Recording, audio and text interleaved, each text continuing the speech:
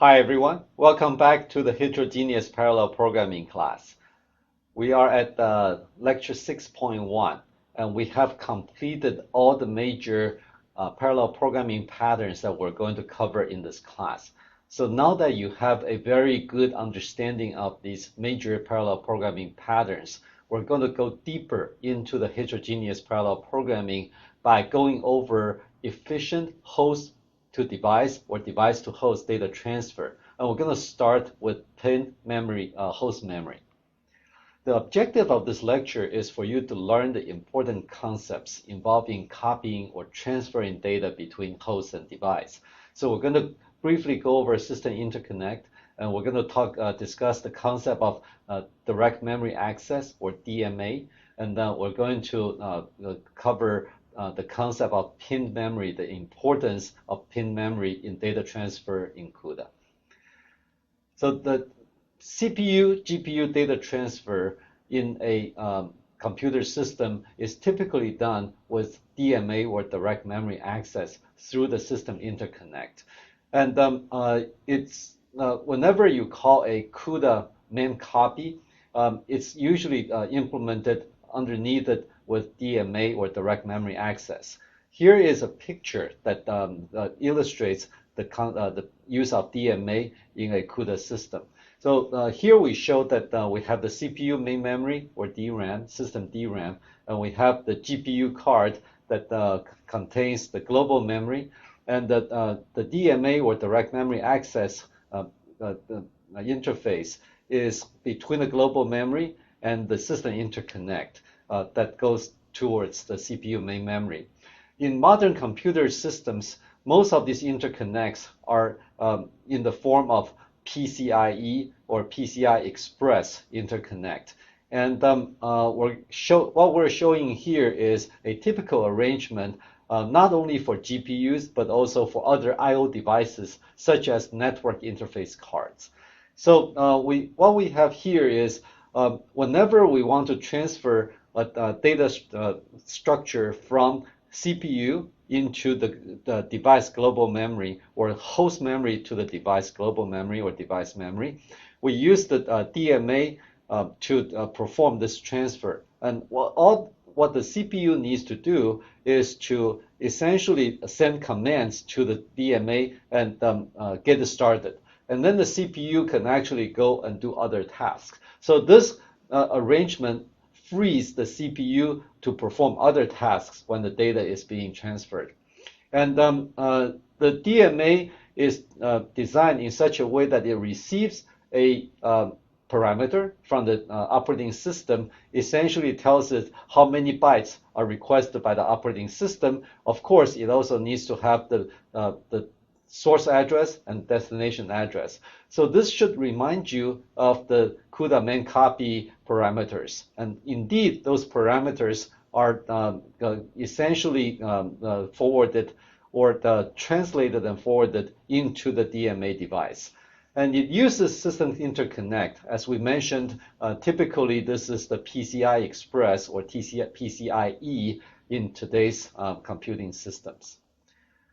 And in order to understand how the DMA device really works in the CUDA environment, we need to understand a little bit more about modern computer systems, especially in the area of virtual memory management. The modern computers use virtual memory management so that it can map many virtual address spaces into a single physical memory. The computer has a single DRAM-based memory system, but it runs many applications and many processes from the operating system.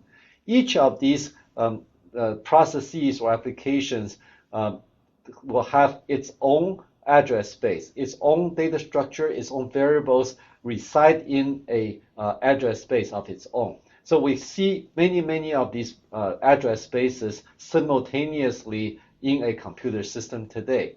And the virtual memory management allows us to map all these virtual memory spaces into a single physical memory and then coincide safely with each other. So whenever we have such a virtual memory management system, we map the virtual addresses from different processes or different applications, namely the pointer values used by these applications, and we translate them into physical addresses, the addresses that we use to access the DRAM device system.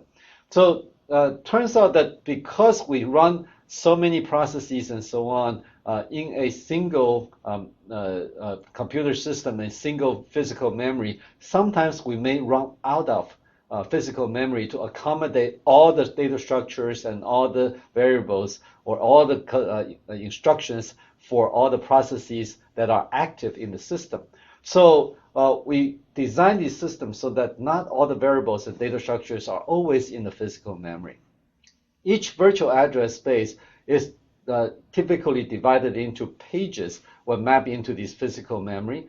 And then we would, at any point in time, some of the memory pages could be paged out to make room for pages from of other processes. And this is the core of virtual memory management.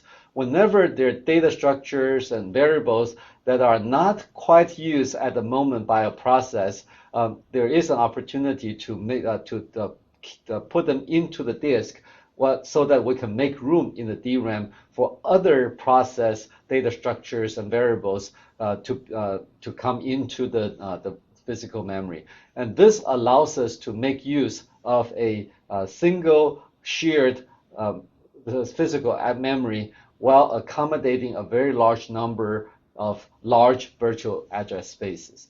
So whether or not a variable is in the physical memory is typically checked at this address translation time. So whenever we translate from a virtual address into a physical address for a process, we also check whether that variable is in the virtual memory. So now, when you execute a CUDA program, you typically running this CUDA program on a modern computer system with virtual memory.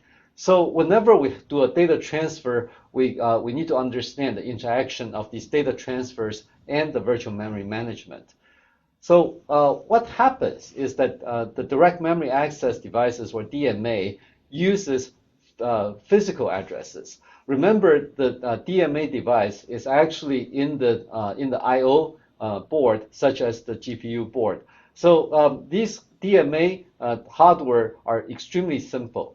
So the CPU actually does a address translation for the DMA and check whether the source and destination memory pages are all in the physical memory.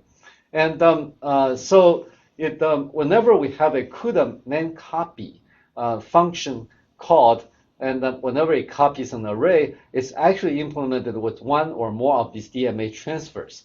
So the virtual address of the source and destination are translated, and the page presence are checked at the beginning of each of these DMA transfers. However, once we start the transfer, we no longer perform address translation for the rest of the DMA, since the CPU is now free to do other tasks. So if we keep doing address translation, we will keep getting the CPU to do this checking, and will reduce the efficiency and the main point of having a DMA device to do the transfer. So the operating system, unfortunately, at this point, could accidentally page out the data that is being read or written by the DMA, and paging another virtual page into the same physical location. Because the CPU is now freed up to be able to do these other tasks. One of the tasks, it could be the operating system that would essentially look at some of the pages that other applications and processes need, and it may actually decide to bring in one of the pages for those processes, and could accidentally purge or replace the physical pages or the locations that contain the original data that the DMA is actually trying to either read or write in the main memory. So this is you can picture this as a DMA device receiving the physical address of the variables in the main memory, busy doing the translation, but the operating system could be simultaneously making some decision about paging out the original data structure, and then just bring in the data from another process into this location. So this could just totally destroy the integrity of the data being transferred. So this is a serious problem, and this is a major reason why a technique called pinned memory is introduced into the modern operating systems. So a pinned memory is virtual. It consists of virtual memory pages that are specially marked so that they cannot be paged out. So these are the essentially the allocated virtual memory regions in each process that cannot be paged out by the operating system.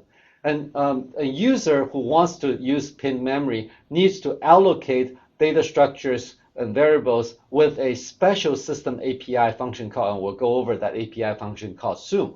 And in literature, the pinned memory is also often called page lock memory or locked pages and so on. The CPU memory that serves as the source or destination of a DMA transfer must be allocated as pinned memory in order to have this safe transfer and without having the possibility of another the operating system essentially pulling the plug the rug from underneath the DMA and wipe out some of the contents that are being transferred by the DMA. So when we use a CUDA main copy, remember that the CUDA main copy is going to be implemented with DMA. So if a source or destination of the CUDA main copy function in the host memory is not allocated in pinned memory or allocated as pinned memory, then it needs to be first copied to a pinned memory, and this causes extra overhead. So basically, so far, we have only talked about allocating host memory variables and data structures for transfer to the device memory with normal C malloc functions. So these variables and data structures will not be allocated as pinned memory. As a result, whenever we give these variables as either source or destination of the CUDA main copy function, these variables and functions need to be first copied into a pinned memory if a source serves as a source, or when it needs to be if it serves as a destination, then these variables will first be copied into a pinned memory, and then it will be copied into the allocated memory locations.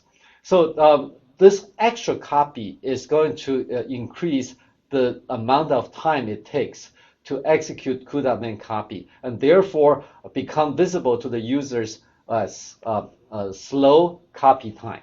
So CUDA main copy becomes faster if the CUDA memory source or destination is allocated in the pinned memory. Since if they're allocated in a pinned memory, then no extra copy is needed.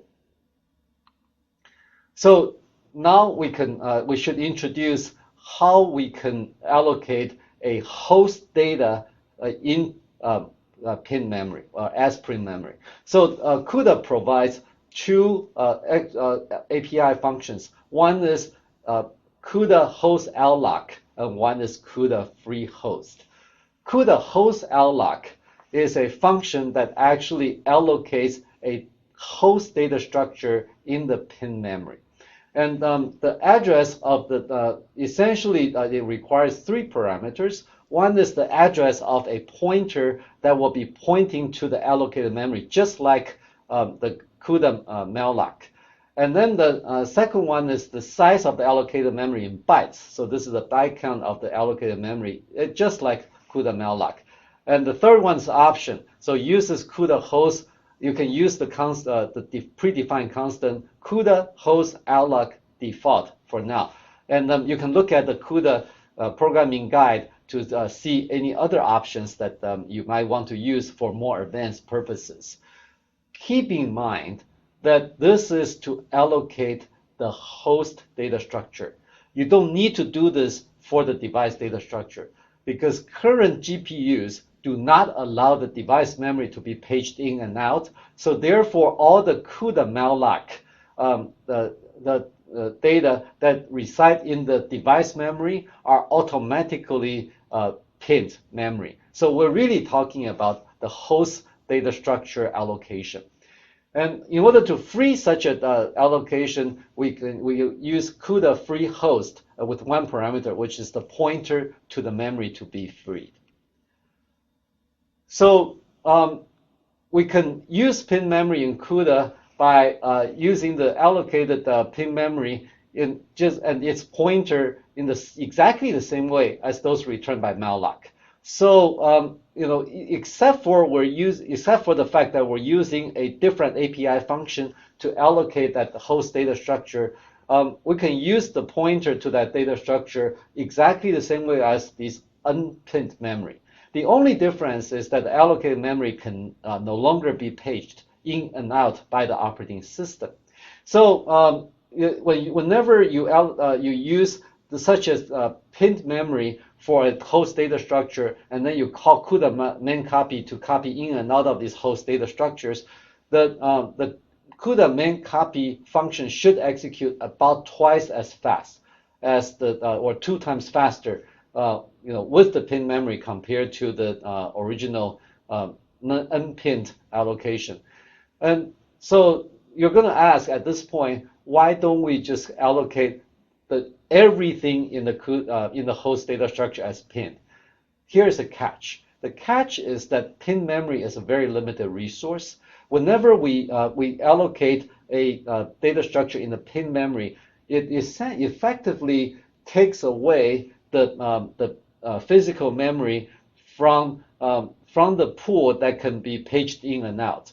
So if we take away too much of the memory from the paging pool, then the virtual memory system can start to function very poorly. It would have very few pages available in the physical memory to be able to accommodate the virtual memory pages. So we can get into a situation where the system can begin to just be taking pages in and out of that small pool all the time. And this can drastically reduce the overall system performance. So even though pin memory is an extremely effective way of improving the data transfer between the device and the host, we need to use it very carefully so that we don't end up jeopardizing the entire system performance. So here is a concrete example of how we can use host pinned memory for something like vector addition. So we still have the pointers to h underscore a, h underscore b, and h underscore c. But instead of using malloc for allocating these host memory data structures, we use CUDA host alloc.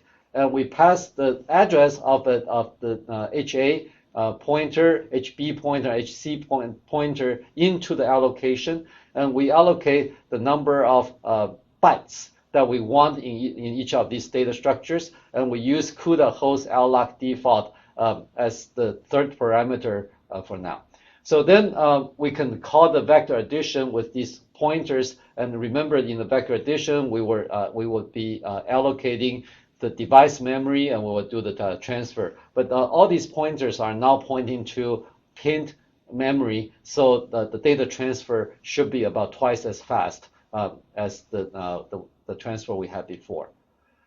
So now we have reached the end of the first lecture on efficient data transfer. So if you'd like to learn more, I'd like to encourage you to read more on PCI Express System Interconnect, virtual memory, and pin memory. You can just go on the internet and look for Wikipedia PDF or related material to learn more about these mechanisms. Thank you.